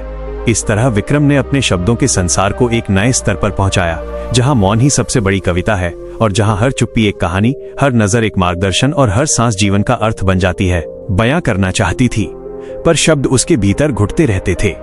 उसने देखा कि हर तारीफ, हर आलोचना, हर सुझाव उसके भीतर हलचल पैदा करता है। तब उसने तय किया कि अपनी 8 मौन जगहों पर चुप रहकर जीवन को समझेगी और तभी अपनी सच्ची कला को पाएगी। पहली जगह थी प्रशंसा के उजाले में। जब लोग उसके डिजाइन की सराहना करने लगे, विभा मुस्कुराई पर शब्दों का पुल नहीं बनाया। उसने महसूस किया कि मौन में आत्मविश्वास पनपता है और शब्द केवल भव्यता का आवरण बन जाते हैं। दूसरी जगह थी अवहेलना और उपेक्षा। उसके एक प्रोजेक्ट का कोई जिक्र तक नहीं किया गया। विभा ने चुप रहकर अपने भीतर की ऊर्जा को महसूस किया। मौन ने उसे सिखाया कि उपेक्षा भी एक संकेत है। सत्य और उत्कृष्टता मौन में खिलते हैं। तीसरी जगह थी सहानुभूति का परीक्षण। एक सहयोगी ने उसकी डिजाइन की आलोचना की और उसे पीछे कर दिया। विभा ने कोई बहस नहीं की, केवल मौन में अपने भीतर की दृढ़ता और मूल भावनाओं को देखा। चौथी जगह थी संकट और थकान। लंबे समय तक डिजाइन करते करते उसका शरीर थक गया। शब्दों में शिकायत करने की बजाय उसने मौन अपनाया। मौन ने उसे ऊर्जा दी और भीतर की बाधाओं को समझने की शक्ति दी। पांचवी जगह थी ईर्ष्या और प्रतिस्पर्धा। कुछ सहकर्मी उसकी रचनाओं की तुलना करके उस पर टिप्पणी करने लगे। विभा ने चुप रहकर देखा कि वास्तविक कला केवल मौन में खिलती है, न कि दूसरों की राय में। छठी जगह थी विफलता का सामना। एक बड़ा प्रोजेक्ट अस्वीकृत हो गया। उसने मौन में बैठकर अपनी असफलता को देखा और समझा कि असली मूल्य केवल परिणाम में नहीं, प्रयास और मौन में निहित अनुभव में है। सातवीं जगह थी सफलता का गर्व। जब उसके डिजाइन को पुरस्कार मिला, उसने मौन में सर झुकाया। उसने महसूस किया कि सफलता शब्दों में नहीं, मौन में, विनम्रता में जीवित होती है। आठवीं जगह थी आत्मा से प्रश्न। एक रात उसने चुपचाप अपने आप से पूछा, क्या मैं सही दिशा में हूँ? क्या यही मेरा उद्देश्य है? मौन ने उत्तर दिया, तू केवल वास्तुकार नहीं, तू वह ऊर्जा है जो स्थानों में जीवन डालती है। इन 8 मौन क्षेत्रों में विभाने जाना कि सच्चा परिवर्तन शब्दों से नहीं, मौन से होता है। अब जब वो कोई भवन बनाती है, उसका प्रभाव केवल रूप में नहीं, ऊर्जा और मौन में महसूस होता है। हर दीवार, हर कमरा, हर जगह उसकी मौन अनुभूति से जीवन पाता है। जांघों और बाजुओं में दर्द फैल रहा था। समीर ने शब्दों में कराहना छोड़ दिया। उसने मौन को अपनी साथी बनाया। उसने महसूस किया कि थकावट केवल शब्दों में व्यक्त होने पर भारी लगती है। मौन में बैठकर उसे अनुभव करना शरीर और मन दोनों को मजबूत करता है। 5वीं जगह थी ईर्ष्या और प्रतिस्पर्धा। दौड़ के दौरान कुछ युवा घोड़े पालक उसे पीछे करने की कोशिश करने लगे।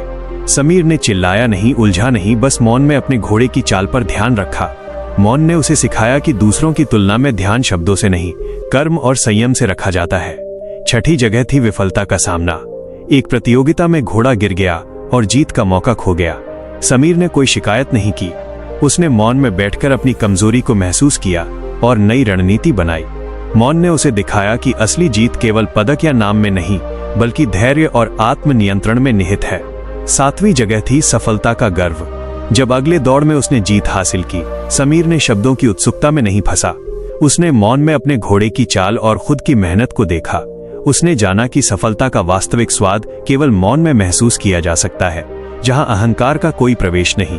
8वीं जगह थी आत्मा से प्रश्न। रात को वो अकेला बैठा और खुद से बोला, मैं केवल एक घोड़े का प्रशिक्षक हूं या इससे ज्यादा कुछ हूं? उसने शब्दों की तलाश छोड़ी। मौन में बैठकर उसने महसूस किया कि वो केवल घोड़ों का नहीं, बल्कि धैर्य और साहस की एक जीवंत मिसाल है। मौन ने उसे बताया, जो 8 जगहों पर चुप रहना सीखते हैं, वही अपने भीतर की गहराई को पहचानते हैं और अपनी वास्तविक पहचान पाते हैं। समीर ने देखा कि अब उसकी जीत, उसकी प्रेरणा और उसका आत्मविश्वास शब्दों से नहीं, मौन से खिलता है। गांव वाले भी उसे देखकर समझने लगे कि मौन की ताकत शब्दों से कहीं अधिक होती है। जब कोई पूछता, इतनी स्थिरता और शक्ति कहां से आती है, समीर बस मुस्कुराता है और उसकी आंखों में वही 8 मौन क्षण झलकते हैं। रहा और लोग उसके घड़ों की चर्चा करने लगे। आदित्य ने कोई जवाब नहीं दिया। उसने मौन को अपनाया और देखा कि प्रचार और चर्चा केवल शब्दों का शोर है, पर मौन में उसकी कला की असली गहराई झलकती है।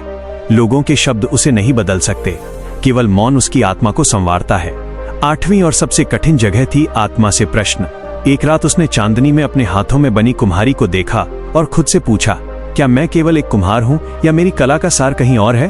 उसने शब्दों को छोड़ दिया और मौन में अपने भीतर झांका। मौन ने जवाब दिया, तू केवल मिट्टी नहीं, तू धैर्य, सृजन और मौन का संदेश है। तेरी असली पहचान शब्दों में नहीं, बल्कि हर घड़े में बहते मौन में छुपी है। इन 8 मौन क्षणों ने आदित्य की जिंदगी बदल दी। अब वो केवल घड़े नहीं बनाता, बल्कि हर घड़े में मौन का संगीत और आत्मा का प्रकाश भी भर देता। गांव वाले जब उसके पास आते और पूछते, इतनी स्थिरता और गहराई कहां से आती है, आदित्य बस मुस्कुराता और उसकी आंखों में मौन की चमक झलकती है। उसने सीखा कि अगर खुद को बदलना है तो शब्दों को पीछे छोड़ दो और 8 ऐसी जगहों पर चुप रहकर अपनी असली ऊर्जा को पहचानो। जहां मौन की गहराई उतरती है, वहीं जीवन का असली पाठ लिखा जाता है। कहकशां की मधुर आवाजें उसके चारों ओर बुनती थी। बचपन से ही करुणा का मन प्रकृति और जड़ी बूटियों की गहराई में डूबा रहता था, लेकिन शब्दों की दुनिया उसे थका देती थी। हर मरीज से संवाद में कई बार वो खुद को खो देती थी। तभी उसने प्रण लिया, अपने जीवन के 8 मौन स्थानों में उतरकर ही अपनी सच्ची शक्ति पहचानेगी। पहली जगह आई प्रशंसा की। जब किसी ने उसकी जड़ी बूटी की दवा की तारीफ की, करुणा ने मुस्कुराया, लेकिन कोई शब्द नहीं छोड़ा।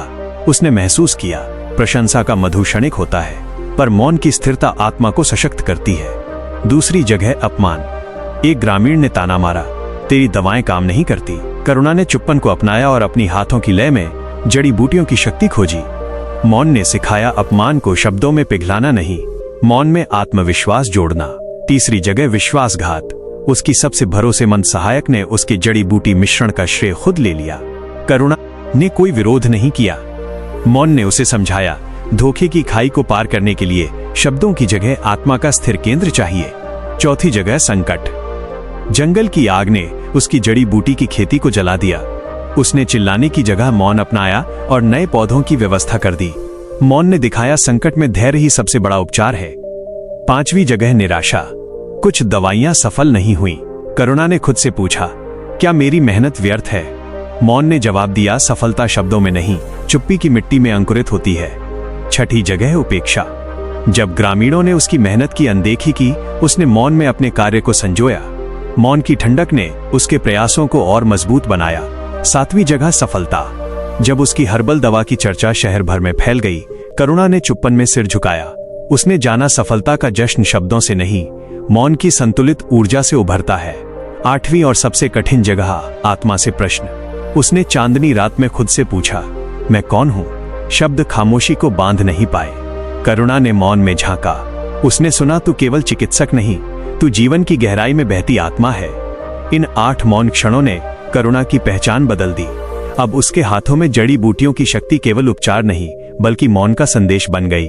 कोई भी जब उसके पास आता, पहले उसकी चुप्पी महसूस करता और तभी समझ पाता कि असली शक्ति शब्दों में नहीं, मौन में है। करुणा की कहानी ये बताती है, अगर खुद को बदलना है तो पहले उन 8 जगहों पर चुप रहना सीखो। वहीं से जीवन की असली गहराई उजागर होती है। उसके प्रयास को व्यर्थ मान लिया, पर मीरा ने चिल्लाकर अपना दुख व्यक्त नहीं किया। उसने मौन में हाथ से धागे समेटे और अपने भीतर की स्थिरता महसूस की। मौन ने सिखाया, जो खो जाता है उसे शब्दों से नहीं, धैर्य और चुप्पन से पाना सीखो। चौथा क्षण तब आया जब उसकी सबसे भरोसेमंद सहेली ने उसकी बुनाई की तारीफों का श्रेय खुद ले लिया।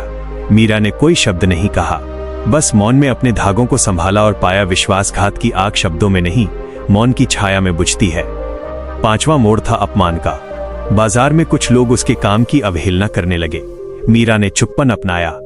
मौन ने उसे दिखाया, अपमान को शब्दों से कम मताओ, मौन में उसे आत्मा की ताकत में बदलो। छठा क्षण आया निराशा का। एक दिन उसने पूरा दिन बुनाई में लगाकर तैयार किया, पर खरीदार नहीं आया। उसने कोई क्लिकार नहीं मारी। मौन में बैठकर उसने देखा, सच्चा प्रयास शब्दों में नहीं, धैर्य और निरंतरता में फलता है। 7वां क्षण तब आया जब उसकी बुनाई की कला शहर भर में चर्चा में आई। लोग तारीफों के पुल बांधने लगे। मीरा ने मौन अपनाया। उसने महसूस किया, सफलता की चमक शब्दों में नहीं, मौन की संतुलित छाया में स्थायी होती है। 8वां और सबसे कठिन क्षण आत्मा से प्रश्न। रात की चांदनी में उसने खुद से पूछा, मैं कौन हूं? शब्द उसे बांध नहीं पाए। उसने मौन में उतरकर अपने हृदय की गहराई देखी। उसने सुना, तू केवल बुनकर नहीं, तू उस धागे की आत्मा है जो बिना बोले जीवन को जोड़ती है। इन 8 मौन क्षणों ने मीरा को बदल दिया। अब उसकी बुनाई केवल ऊनी धागों की कला नहीं रही, बल्कि मौन की शिक्षा बन गई। कोई भी उसके पास आता, पहले उसकी चुप्पी महसूस करता और तभी समझ पाता कि असली शक्ति शब्दों में नहीं, मौन में है। मीरा की कहानी ये बताती है, अगर खुद को बदलना है तो पहले उन 8 जगहों पर चुप रहना सीखो। वहीं से मौन का असली जादू उभरता है। सीख लेगा, तभी उसकी आत्मा की गहराई जगमगाएगी। अभय ने अपने जीवन के 8 मौन क्षण तय किए। पहली जगह प्रशंसा की भीड़ में। जब लोग उसकी मूर्तियों की तारीफ में तालियां बजाते, अभय ने कोई शब्द नहीं कहा। उसने मौन में अपने हाथों और हृदय की धड़कन सुनी। यही मौन ने उसे सिखाया कि प्रशंसा की चमक क्षणिक होती है, पर मौन में आत्मा की स्थिरता बनी रहती है। दूसरी जगह अपमान और ताने में। जब कोई आलोचक कहता, ये मूर्ति कुछ नहीं, समय की बर्बादी है, अभय ने चुप्पी अपनाई। मौन में उसने महसूस किया, अपमान शब्दों में नहीं, मौन में ही शक्ति में बदलता है। तीसरी जगह विश्वासघात में। उसके सबसे करीबी सहकर्मी ने उसकी मूर्ति का श्रेय खुद ले लिया। अभय ने कोई प्रतिक्रिया नहीं दी। मौन में उसने अपने आघात को सहलाया और पाया कि धोखे की आग शब्दों में नहीं, मौन की छाया में बुझती है। चौथी जगह थकान और निराशा में। लंबे समय तक पत्थर तराशने के बाद मूर्ति नहीं बन पाई। अभय ने चीख चिल्लाहट से राहत नहीं पाई। उसने मौन अपनाया और देखा कि ठहराव ही नई ऊर्जा और स्पष्टता देता है। 5वीं जगह विपत्ति और नुकसान में। जब उसकी कीमती मूर्ति टूट गई, अभय ने कोई शब्द नहीं कहा। मौन ने उसे सिखाया, जो टूटता है वो शब्दों में नहीं, धैर्य और मौन में सुधरता है। 6ठी जगह सफलता के गर्व में। जब प्रदर्शनी में उसकी मूर्तियों की चर्चा हुई, अभय ने झूमकर कोई भाषण नहीं दिया। मौन ने उसे समझाया, सच्ची महानता शब्दों में नहीं, स्थिर मौन की छाया में खिलती है। 7वीं जगह असफलता की पीड़ा में। जब कुछ मूर्तियों की बिक्री नहीं हुई, उसने शब्दों का पुल नहीं बनाया। मौन में बैठकर उसने अपने प्रयासों को देखा और जाना कि असली मूल्य कार्य और धैर्य में है, शब्दों में नहीं। 8वीं और सबसे कठिन जगह आत्मा से प्रश्न। रात की चांदनी में उसने खुद से पूछा, मैं कौन हूं? अभय ने शब्दों के आईने में उत्तर नहीं खोजा। मौन में उसने देखा, तू केवल मूर्तिकार नहीं, तू वो मौन है जो जीवन को आकार देता है। इन 8 मौन क्षणों ने अभय को बदल दिया। अब उसकी मूर्तियां केवल पत्थर नहीं, बल्कि मौन की भाषा बन गई हैं। कोई भी उसके पास आता, पहले उसकी चुप्पी महसूस करता और तभी समझ पाता कि असली कला शब्दों में नहीं, मौन में है। अभय की कहानी ये दिखाती है, अगर खुद को बदलना है तो पहले उन 8 जगहों पर चुप रहना सीखो। वहीं से मौन का असली जादू पैदा होता है कि रस्सी बांधकर ही पार किया जा सकता है। चौथे क्षण पर जब थकावट की दीवार सामने आई, दिन भर की दौड़ और प्रशिक्षण ने समीर के शरीर को थका दिया। उसने कोई शिकायत नहीं की, बस मौन में सांसों की लय पकड़ी और खुद से कहा, एक ठहराव, एक शांत पल दोबारा दौड़ के लिए ऊर्जा देता है। आलस्य की दीवार मौन की पतवार में टूट गई। 5वीं जगह धन और पुरस्कार की लालसा। जब जीतकर ट्रॉफी मिली और पुरस्कार की चमक ने समीर को लुभाया, उसने मौन में खुद से पूछा, क्या मूल्य है शोहरत की चमक या घोड़े की संतुष्टि? मौन ने जवाब दिया, सच्ची संतुष्टि शब्दों में नहीं, मौन की मिठास में है। 6ठी जगह निराशा की चोट। कई बार हारने के बाद समीर का मन टूट गया। उसने मौन में आंसू सुखाए और जाना, हर गिरावट मौन ही तो उभारती है। शब्दों से दुख हल नहीं होता, मौन में ही नई शक्ति जन्म लेती है। 7वीं जगह सफलता की चमक। जब ट्रैक में जीत हुई और गांव ने जश्न मनाया, समीर ने किसी उत्सव या भाषण में भाग नहीं लिया, बस मौन में घोड़े को गले लगाया। मौन ने घमंड को फीका कर दिया और सच्चा आनंद दिया। 8वीं और सबसे कठिन जगह आत्मा से सवाल। रात की चांदनी में उसने खुद से पूछा, मैं कौन हूं? उसने शब्दों को पीछे छोड़ दिया, मौन में झांक कर सुना, तू घोड़े का केवल सवार नहीं, तू वही मौन है जो गति की लय और धड़कनों की ताल सुनता है। इन 8 मौन क्षणों ने समीर को बदल दिया। अब वो केवल दौड़ता नहीं, भीतर की हर लय को महसूस करता है। गांव के लोग पूछते, समीर इतनी शांति कहां से आती है? वो चुप होकर सिर्फ अपनी आंखों से जवाब देता है, उसने जाना है, अगर खुद को बदलना है तो पहले 8 जगहों पर चुप रहना सीखो। वही मौन तुम्हें भीतर की अनकही ऊर्जा से मिलवाता है। नहीं, आदित्य ने कोई जवाब नहीं दिया। उसने मौन की गोद में अपनी चोट रखी और पाया कि अपमान की आग मौन की मिट्टी में घुलकर लाल नहीं, बल्कि कोमल अरुणिमा बन जाती है। 3री जगह आई जब उसका सबसे करीबी मित्र उसके बनाए खमे घड़े को तोड़कर स्वयं को प्रतिष्ठा दिला ले गया। आदित्य ने शब्दों से उबाल नहीं लिया, चुप्पन में उसने अपने कलाकर्म का विश्वास और बढ़ाया। उसने जाना कि धोखे की खाई को पार करने के लिए शब्दों की पुल नहीं, मौन की सेतुओं की जरूरत होती है। 4था क्षण आया जब अचानक जल संकट ने उसके बनाए घड़े सूखकर चूर कर दिए। आदित्य के होंठ कांप उठे।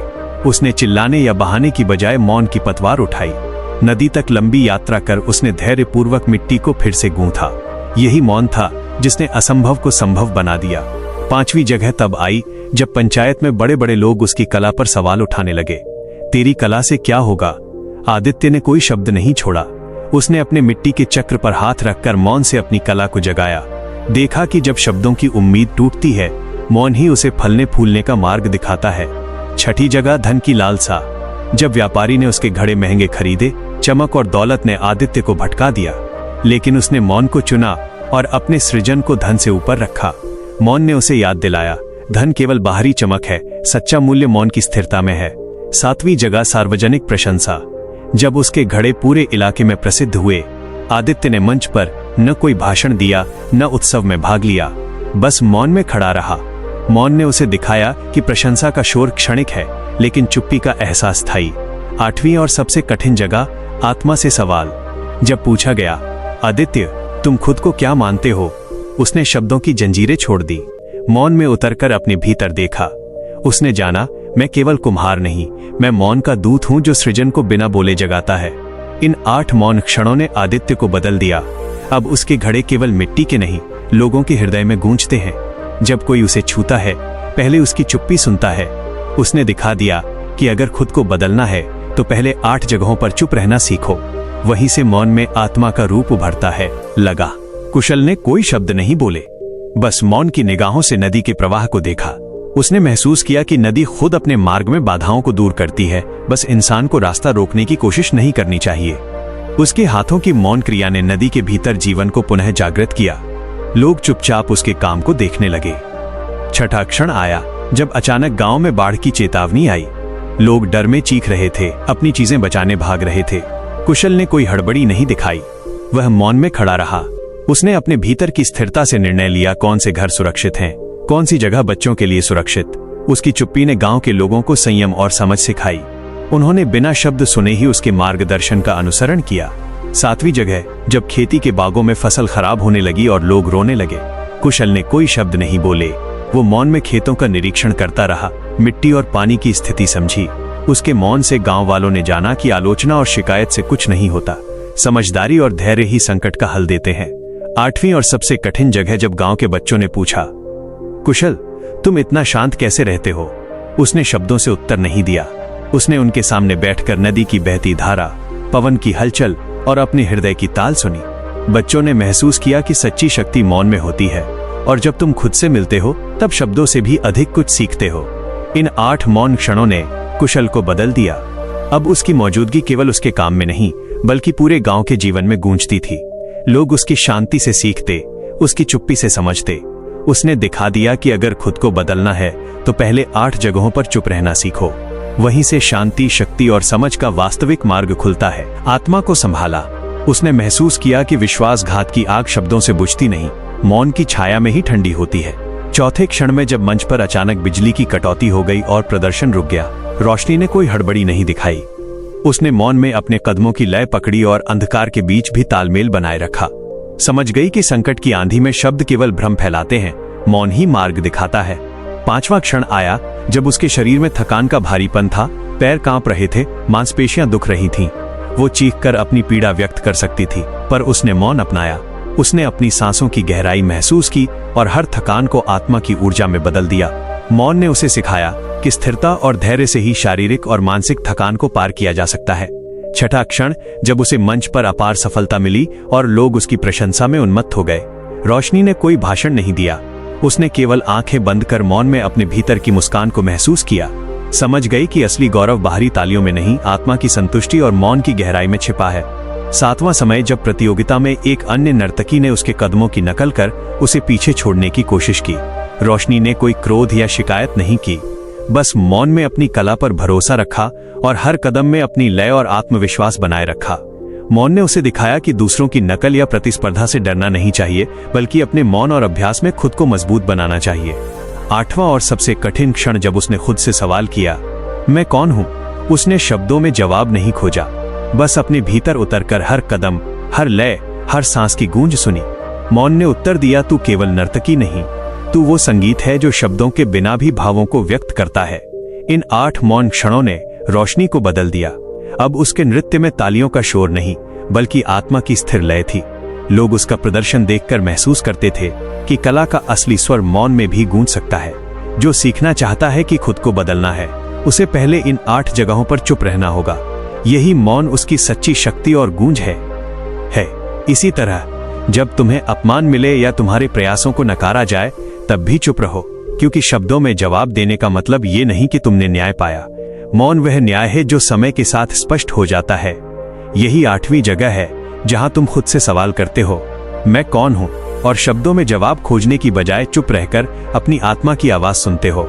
जब रोशनी ने ये सब अनुभव किया, उसने जाना कि नृत्य केवल शरीर की कला नहीं, बल्कि आत्मा की लय और मौन की गहराई है। हर कदम, हर मुद्रा और हर थिरकन मौन के साथ जुड़ी हुई है। जहां शब्द सीमित हो जाते हैं, वहां मौन अपनी ताकत दिखाता है। इसी मौन में उसने अपने अंदर की अग्नि को और तेज किया, अपने क्रोध, डर, दुख, ईर्ष्या और अपमान को संभाला और हर बार अपनी आत्मा को मजबूत बनाया। आज जब कोई उससे पूछता है, रोशनी, तुम्हारी ताकत का रहस्य क्या है, वो मुस्कुराकर चुप रह जाती है, क्योंकि उसने जाना है कि वास्तविक शक्ति शब्दों में नहीं, मौन में बसी होती है। जिसने 8 जगहों पर चुप रहना सीखा, उसने अपनी आत्मा को जीता और अपने चारों ओर की दुनिया को भी बदल दिया। कि इच्छा रह जाएगी, बस एक अजीब सा सुकून छा जाएगा जो शब्दों से नहीं, मौन से पैदा होता है। यही 8 मौन क्षणों की शक्ति है, जहां तुम खुद को संभालना सीखते हो, अपने भीतर की ऊर्जा को जागृत करते हो और बाहर की हलचल से अलग अपनी असली शक्ति को महसूस करते हो। आरव ने देखा कि जब उसने खुद से झूठ नहीं बोला, अपने डर को स्वीकार किया और अपनी गलती को मौन में समेट लिया, तभी उसका मन शांत हुआ। उसने महसूस किया कि बाहर की दुनिया हमेशा बदलती रहती है, लोग बदलते हैं, परिस्थितियां बदलती हैं, लेकिन जो व्यक्ति अपने भीतर चुप रहकर स्थिर रहता है, वही सच्ची शक्ति को पा सकता है। एक दिन उसने सोचा, अगर मैं हर दिन 8 मौन जगहों पर चुप रहकर अपने मन को समझूं, अपने डर, क्रोध, अपमान, निराशा और लालच को मौन में सहे, तो मैं हर परिस्थिति में स्थिर रह सकता हूं।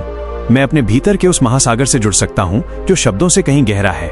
आरव ने अपनी दिनचर्या में ये नियम बना लिया, जब प्रशंसा मिले मुस्कुराओ, मौन रहो, जब अपमान हो सिर झुको, मौन अपनाओ, जब धोखा मिले शांति से मौन में अपने कर्म का मूल्य समझो। जब थकान और असफलता आए सांसों पर ध्यान देकर मौन अपनाओ। जब ईर्ष्या और जलन दिखे मौन से अपनी ऊर्जा को बचाओ। जब भय या असुरक्षा घेर ले मौन की शक्ति में ठहरो। जब सफलता चुभने लगे घमंड की चमक को मौन में फीका होने दो। जब खुद से सवाल आए मैं कौन हूं, मौन में उतरकर अपने भीतर की सच्चाई सुनो। धीरे धीरे आरव ने महसूस किया कि हर मौन क्षण ने उसके जीवन में संतुलन, स्पष्टता और आत्मविश्वास लाया। शब्दों के शोर से उसकी आत्मा प्रभावित नहीं हुई। लोग उसे समझे या न समझे, उसका मौन उसकी पहचान बन गया। आज आरव अपने चारों ओर की दुनिया में बदलाव ला रहा है, न शब्दों से, न जोर जबरदस्ती से, बल्कि अपने अंदर की चुप्पी से। और उसने जाना कि यदि खुद को बदलना है तो पहले उन 8 जगहों पर चुप रहना सीखो। वहीं से मौन की गहराई में जीवन की असली शक्ति उभरती है। अगर ये वीडियो अच्छा लगा हो तो इस वीडियो को लाइक करें और हमें सपोर्ट करने के लिए चैनल को सब्सक्राइब करें और हमें कमेंट में बताएं कि आपको कौन से 8 बातें सही लगे। तो फिर मिलते हैं हम अगली वीडियो में। तब तक के लिए अपना ख्याल रखें और शांत रहना सीखें, क्योंकि शांत रहना ही जीवन है। धन्यवाद।